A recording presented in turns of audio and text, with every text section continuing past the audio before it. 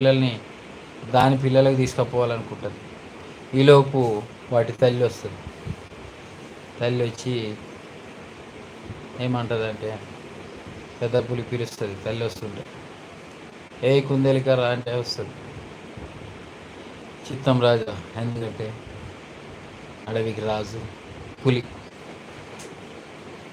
మీకు తెలుసు కదా పులి. ఆ పులి పిలవగానే ఈ కుందేలు వస్తుంది.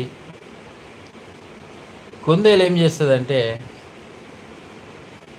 దగ్గరికి వచ్చి చూస్తే తన పిల్లలు, హృదయం బద్దలైపోద్ది, కళ్ళల్లో నీళ్ళు ఆగవు, కానీ ఏం చేసే పరిస్థితి లేదు. ఎందుకంటే ఎదురుగా ఉన్నది పులి. వేరే ఏదైనా కొట్లాడనేమో, పులితో కొట్లాడలేదు కదా. పులితో కొట్లాడితే తనను కూడా తినేస్తుంది.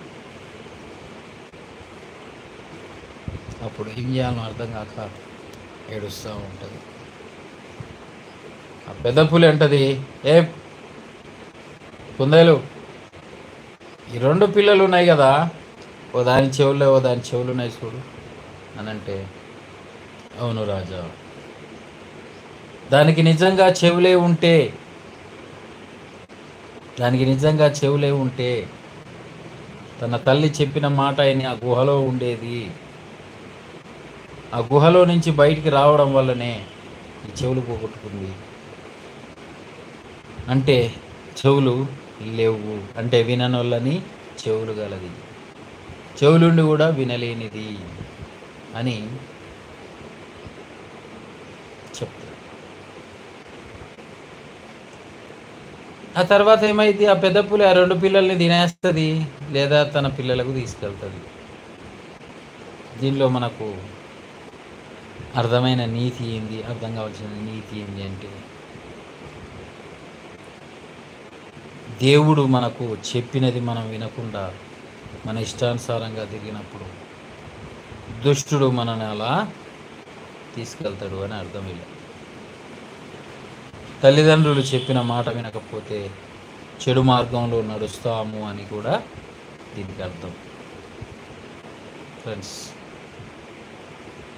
నేను పోయేటర్ని కాదు, కథకుని కాదు, ఏదో యూట్యూబ్ ఉంది కదా లైవ్ పెడతామని అలా పెట్టి ఏదో విసిగించాలని, ఏదో పనులు చేసుకుంటూ చూపెట్టాలని కాదు.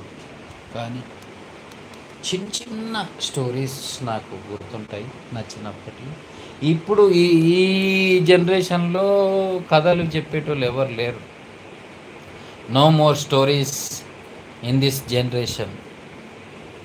లేవు, कोई भी नहीं बोलते, కహానీ సునానే వాళ్ళ నయ్య.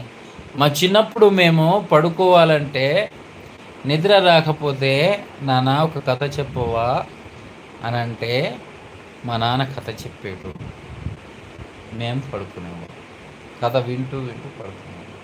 లేదా ఎక్కడన్నా చెట్ల కింద కూర్చున్నప్పుడు ఊర్లో అక్కడ పెద్ద మనుషులు ఉన్నప్పుడు వాళ్ళల్లో ఎవరో ఒకరు ఏదో ఒక స్టోరీ అంటే కథ చెప్పేవాళ్ళు. ఇలాంటి కథలు చెప్పేవాళ్ళు చాలా బాగుంటాయి తెలుసా. ఏ కథ విన్నా కూడా అందులో నీతి ఉంటుంది. ప్రతి కథని మనం అర్థం చేసుకుంటే, అది మన జీవితానికి అన్వయించుకుంటే, అందులో నీతిని పట్టుకొని మనం వెళ్తే మనం మంచిగా ఉంటాం.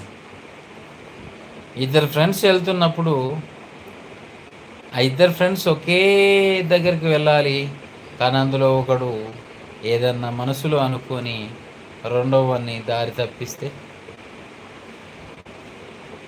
వాడేమవుతాడు, దారి మళ్ళీపోతాడు. ఒరే నాకు ఇక్కడ పని ఉందిరా, ఇది ఇట్లా పోతే దూరం అయింది, అట్లా షార్ట్ కట్ ఉంది పోరా అన్నాడు అనుకో, వాడు నిజంగా నమ్మిపోతే ఏమైంది అట్లా అన్నట్టు. ఈ కథ మీకు నచ్చిందా? ఎంతమందికి నచ్చింది అనేది నాకు తెలియదు, మీరు చెప్పాలి. Hi hi, hello hello hello hello hello hello hello hello start పోలా ask your committee options had పోలాట